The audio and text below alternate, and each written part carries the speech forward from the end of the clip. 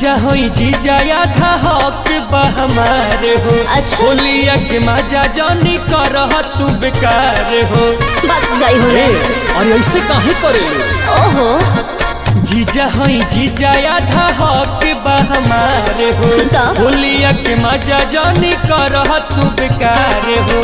जन मर लाल उठा लहलिया रंगे द गोरे गोरे गलिया ए साली नइखे हमार कोनो मालिया। अच्छा रंगे द दाए बाए गलिया ए साली नइखे हमार कोनो मालिया। ठेका ले ले बने का।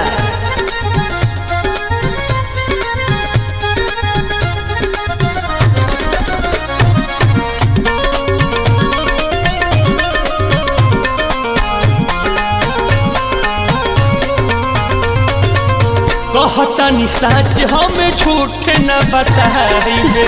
माना जी करबू निराश होई जाइबे। होलिया में होली खेले आई बनसाली सुनलक बनबू हमारे घरवाली। भैया के साली तू तो लगबू हमार हो।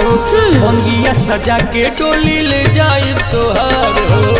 जहिब लौट के ना खालिया रंगे द गोरे गोरे गलिया ए साली नइखे हमारी कोनो मालिया। अरे अरे रंगे द दाए बाए गलिया ए साली नइखे हमार कोनो मालिया।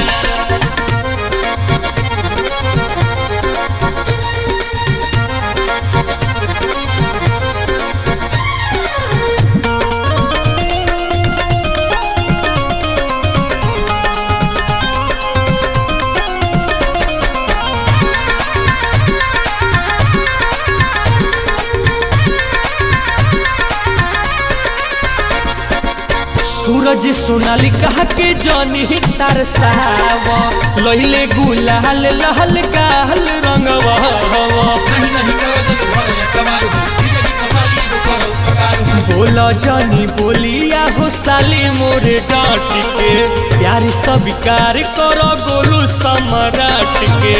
होई न जाने अली जहलिया रंगे द गोरे गोरे गलिया ए साली नइखे हमार कोनो मालिया। हेलो रंगे द दाए बाए गलिया ए साली नइखे हमार कोनो मालिया। नइखे हमार कोनो मालिया। अच्छा तो लगा ले।